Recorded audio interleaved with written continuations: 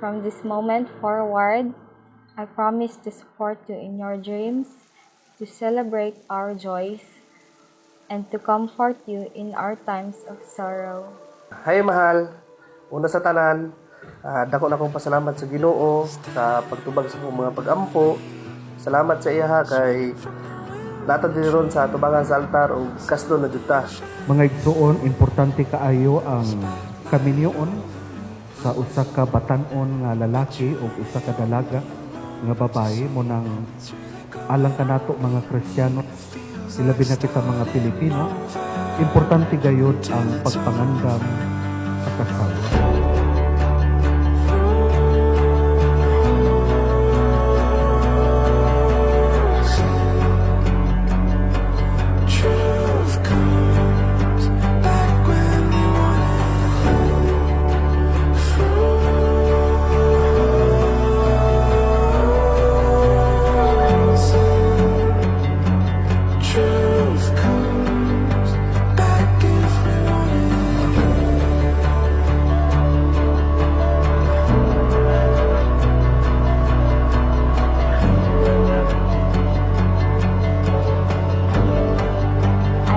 To be your partner in all things, to listen with compassion, and to trust you completely.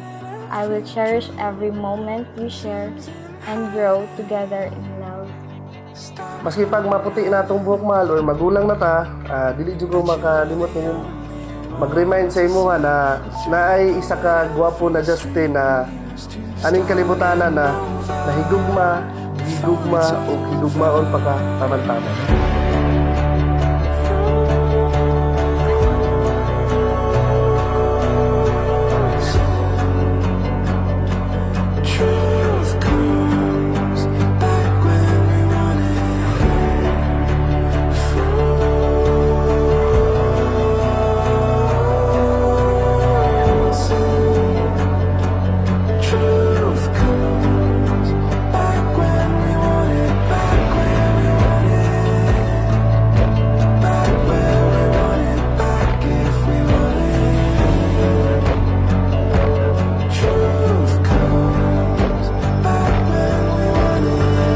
Mianhi ba ikaw sa imong kabubuton aron pagbugkos kanunay sa imong kaugalingon diha sa paghigugma o pag-alagad sa imong bana?